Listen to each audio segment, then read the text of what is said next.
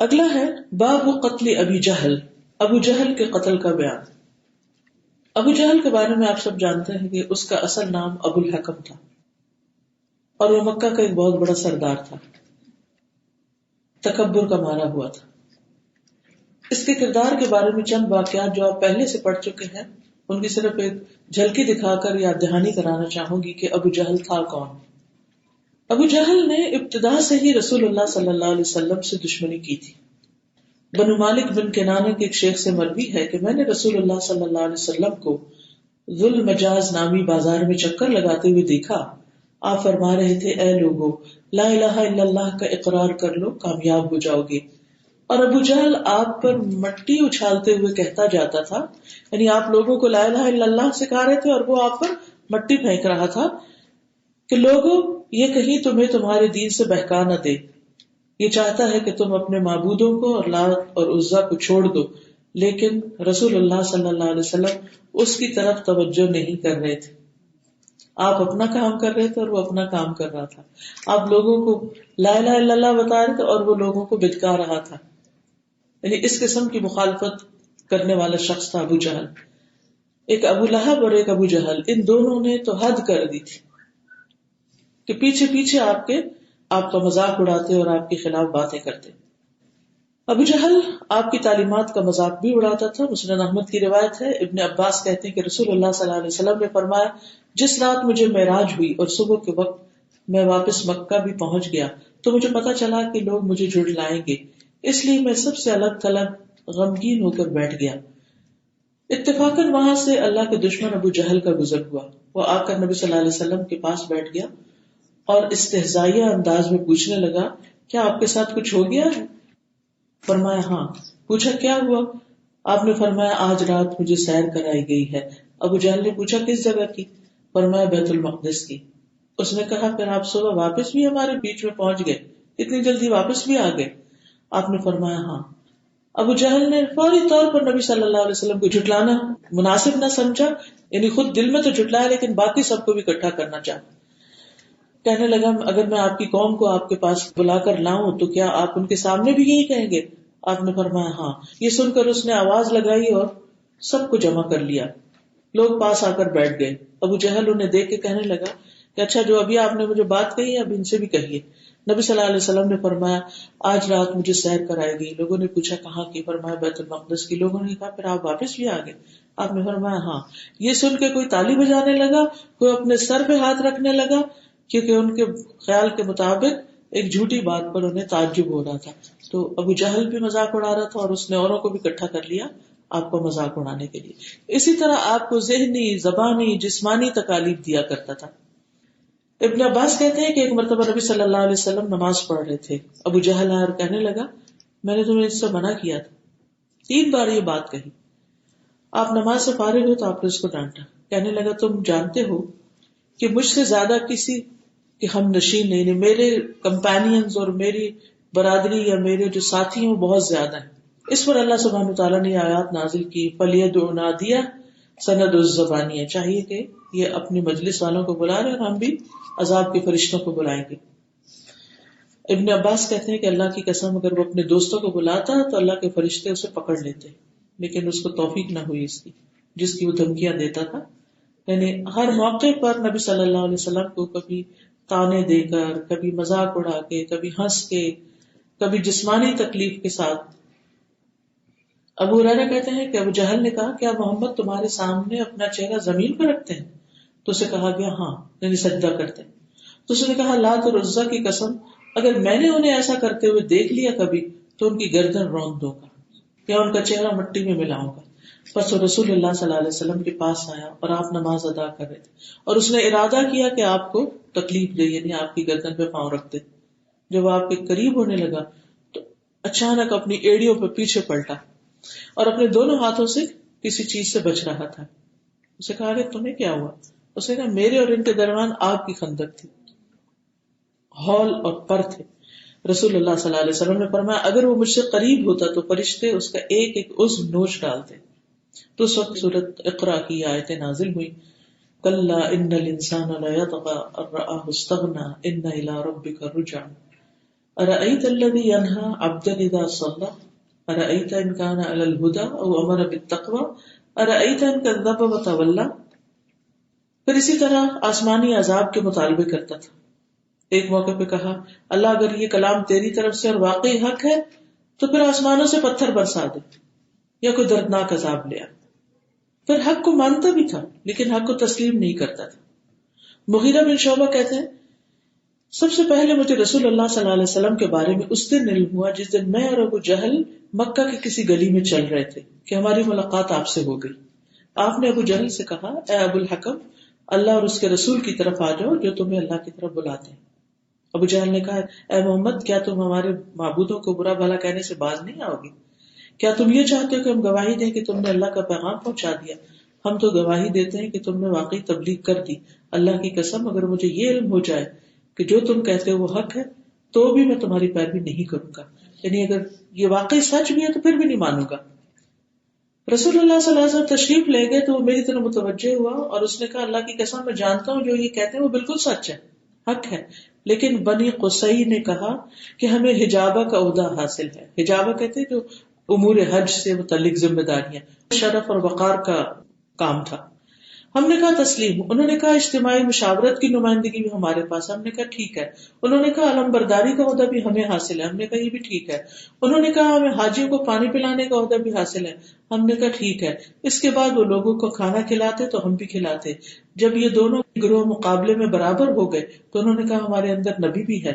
اس پر ابو جہل نے کہا اللہ کی قسم میں مان کے نہیں لوں گا، یعنی اب تم کہتے ہو نبوت بھی ہمارے پاس، یہ نہیں ہو سکتا. یعنی بنی قصی کی ساری باتیں ٹھیک لیکن یہ نہیں ہم مان سکتے کہ نبی تمہارے اندر ہو. تو اصل میں تو تکبر ہی تھا جس نے اس کو حق سے روکا ہوا تھا. ابو طالب کو بھی اسلام سے روکنے والا عین وفات کے وقت ابو جہل ہی تھا. پھر اسی طرح اپنی مجلسوں پہ بہت فخر کرتا ہے، بہت متکبر انسان تھا. اس کو عدو اللہ کا لقب دیا گیا اور یہ اللہ کے نزدیک ناپسندیدہ انسان تھا. ابن عمر کہتے ہیں کہ رسول اللہ صلی اللہ علیہ وسلم نے دعا کی کہ اے اللہ ابو جہل اور عمر بن خطاب میں سے جو تجھے زیادہ پسند ہو اسلام کو اس سے تقویت دے. راوی کہتے ہیں کہ چنانچہ عمر رضی اللہ عنہ اللہ کے نزدیک زیادہ محبوب نکلے اور ابو جہل اسلام سے محروم ہو گیا. بہرحال یہ تھی چند باتیں ابو جہل کے بارے میں جو کہ آپ مختلف مواقع پر پڑھتے رہتے ہیں. ان ساری چیزوں کو سامنے رکھ کر اس کی پرسنالٹی سمجھ میں آتی ہے کہ وہ کیا تھا اور اس کے ساتھ ہی معاملہ کیوں ہوا جو جنگ بدر میں ہوا. باب قتل ابی جہل. حدثنا ابن نمیر حدثنا ابو اسامہ حدثنا اسماعیل اخبرنا قیس عن عبد اللہ رضی اللہ عنہ.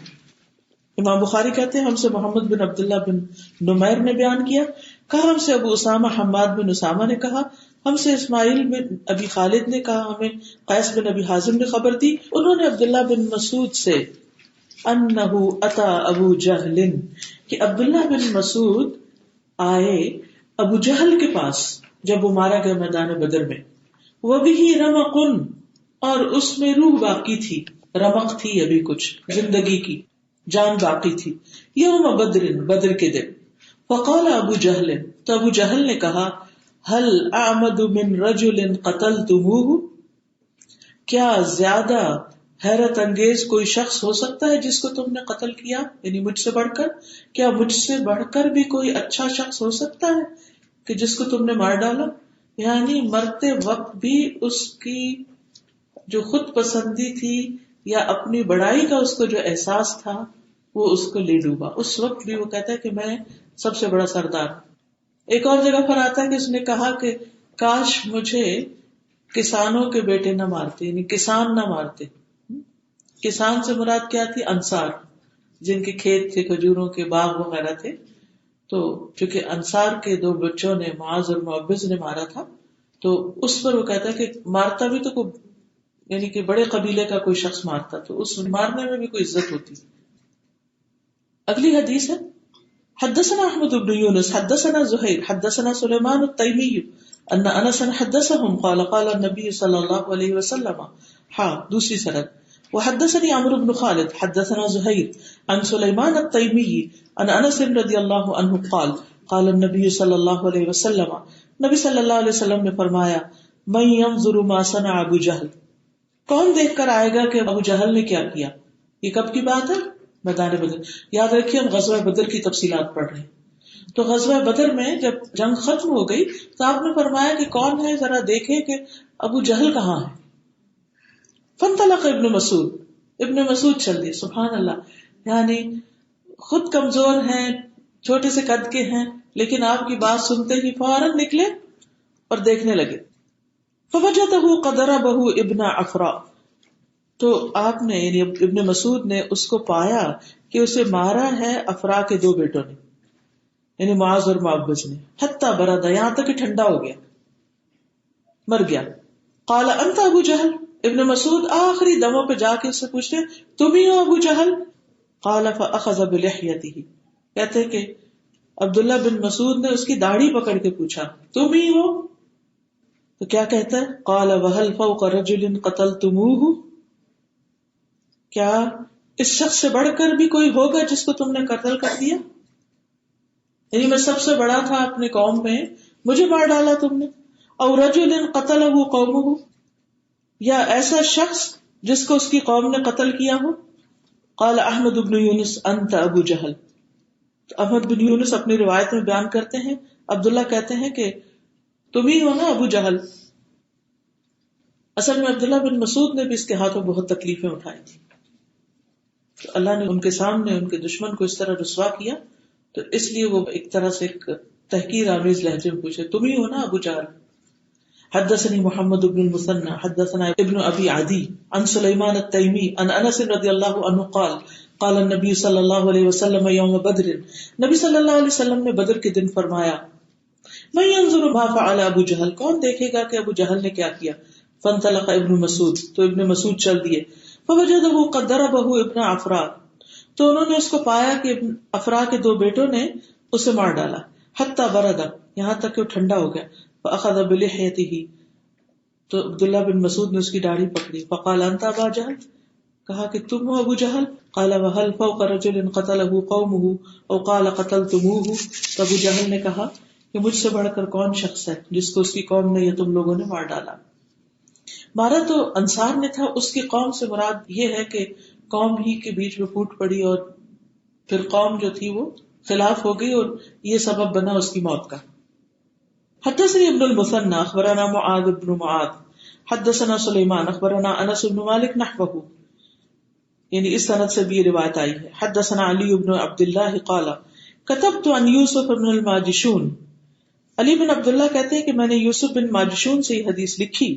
عن صالح بن ابراہیم عن ابیہ عن جدہ فی بدر، بدر کے روایات سے متعلق، یعنی حدیث ابنی افرا، افرا کے دو بیٹوں سے متعلق یہ حدیث. یعنی ایک اور سند سے یہ بات پتہ چلتی. تو ان ساری احادیث سے کیا پتہ چلتا ہے کہ ابو جہل کا قتل جو ہے وہ کہاں ہوا؟ بدر میں.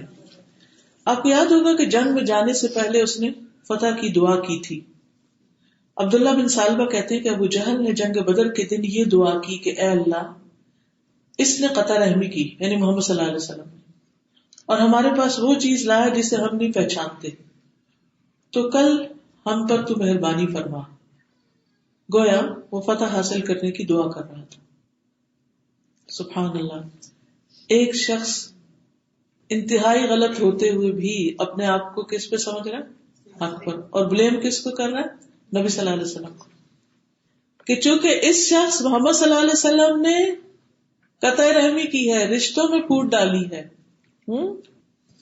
اور ہمارے پاس ایک نئی چیز لے آیا ہے جسے ہم نہیں جانتے، حالانکہ حق پہچانتا تھا، لیکن اس وقت معصوم بن گیا، انوسینٹ بن گیا کہ ہمیں نہیں پتا یہ کیا لائے، کیا کہتا ہے، تو ہمیں اس پر فتح عطا کر، کیونکہ یہ غلط ہے، ہم صحیح ہیں.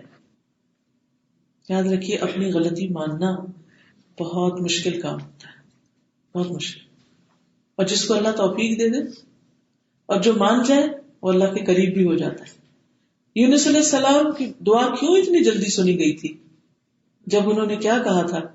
لا الہ الا انت سبحانک انی کنت من الظالمین. انسان کا عام رجحان یہ ہوتا ہے کہ اپنے آپ کو بری ذمہ قرار دیتا، غلطیاں دوسرے میں ڈھونڈتا رہتا، حتیٰ کہ اپنی ناکامی اور اپنے فیلئر کا ذمہ دار بھی اس کو قرار دیتا ہے اوروں کو. اور اپنے قصور، اپنی کوتاہی، اپنی غلطی اس طرح سے بھول جاتا ہے کہ میرے پارٹ پر بھی کوئی غلطی ہے. اور یاد رکھیے کہ انسان کے حالات درست ہو ہی نہیں سکتے، انسان کے تعلقات درست ہو ہی نہیں سکتے جب تک کہ وہ اپنی غلطی کو پہچان کر اس کی اصلاح نہ کرے اور اس کا ازالہ نہ کرے اور اسے مان نہ جائے.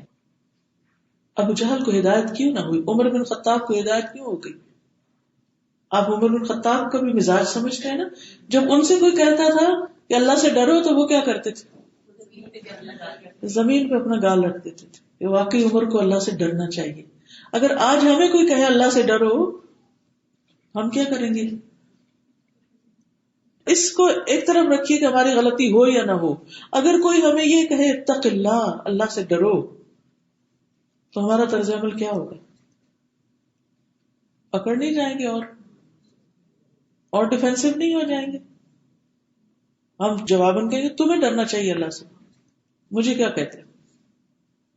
تو یہاں پر آپ دیکھیے کہ ابو جہل جو ہے اس کی حق سے دوری اور بگڑنے اور بھٹکنے اور گمراہ ہونے اور اس انجام کو پہنچنے کی وجہ اس کا یہ تکبر اور حق کا انکار.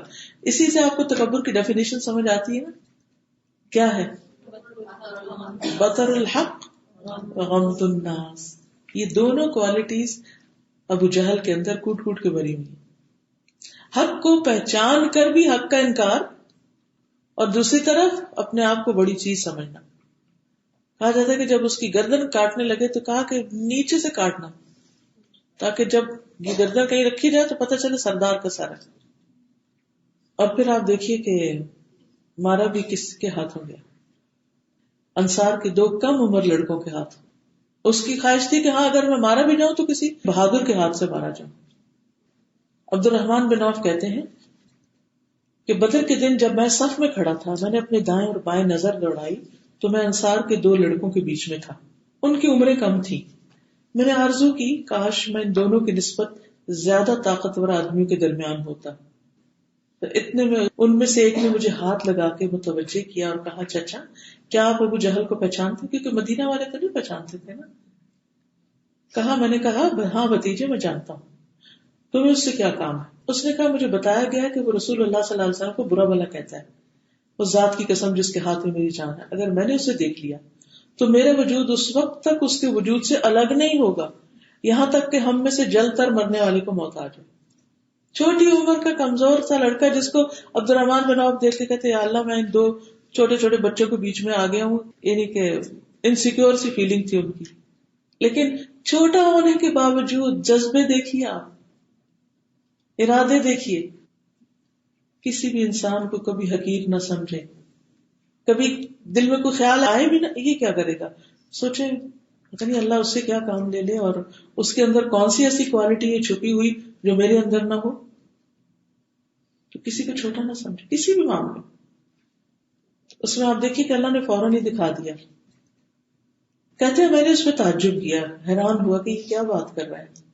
تو دوسرے نے متوجہ کر لیا مجھے، تو دوسرا بچہ جو تھا وہ بول پڑا اور وہی بات کہی. پھر زیادہ دیر نہ گزری کہ میری نظر ابو جہل پہ پڑی. وہ نظر آ گیا، وہ لوگوں میں گھوم رہا تھا. تو میں نے ان دونوں سے کہا کیا تم دیکھ رہے ہو؟ یہ ہے تمہارا مطلوبہ بندہ، وہ جا رہا ہے جس کے بارے میں تم پوچھ رہے تھے. وہ کہنے لگے کہ وہ دونوں یکدم اس کی طرف لپکے اور اس پر اپنی تلواریں برسا دی تاکہ اسے قتل کر دیا. پھر پلٹ کر رسول اللہ صلی اللہ علیہ وسلم کی خدمت میں حاضر ہوئے اور آپ کو خبر دی. تو آپ نے پوچھا تم دونوں میں سے اسے کس نے قتل کیا؟ ان دونوں میں سے ہر ایک نے جواب دیا میں نے کیا. آپ نے پوچھا کیا تم دونوں نے اپنی تلواریں صاف کر لی؟ انہوں نے کہا نہیں. آپ نے دونوں کی تلواریں دیکھی اور فرمایا ہاں تم دونوں نے ہی قتل کیا. اور اس کے ساز و سامان کا فیصلہ آپ نے معاذ بن عمرو بن جموح کے حق میں دیا. اور وہ دونوں جوان معاذ بن عمرو بن جموح اور معاذ بن افرا رضی اللہ عنہ. افرا جو ہے یہ خاتون ہے اور ان معاذ کے جو والد تھے ان کا نام حارث تھا. اب یہ کہتے ہیں کہ ابن افرا کیوں کہا گیا؟ تغلیب کے صیغے کے طور پر بعضوں کا 2 بول کے ایک کا نام بھی لے لیا جاتا ہے. ابو جہل موت کے وقت بھی اس کا تکبر نہیں گیا. انس بن مالک کہتے ہیں رسول اللہ صلی اللہ علیہ وسلم نے بدر کے دن کہا کہ کون دیکھ کے آئے گا کہ ابو جہل کے ساتھ کیا ہوا. ابن مسعود پہنچے، جب بالکل ہی مرنے کے قریب تھا تو پوچھا کیا تم ہو ابو جہل؟ تو اس نے کہا کیا اس سے بھی بڑا کوئی ہوگا جسے تم نے آج قتل کر دیا؟ یعنی میں سب سے بڑا. اور ابو مجلس کہتے ہیں کہ ابو جہل نے کہا کاش ایک کسان کے سوا کسی اور نے مجھے مارا ہوتا. یعنی کسان سے مراد انصار تھے کہ میں کسانوں کے ہاتھ مارا گیا.